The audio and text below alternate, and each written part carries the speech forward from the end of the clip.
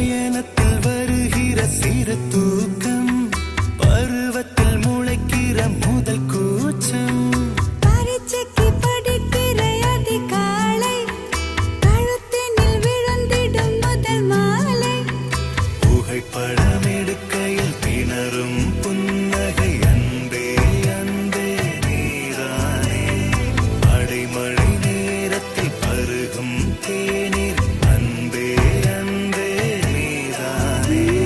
தினமும் காலையில் எனது வாசலில் கிடக்கும் நாளிதழ் நீதானே. பேருந்தில் நீ எனக்கு ஜன்னலோரம், பின்வாசல் முற்றத்தில்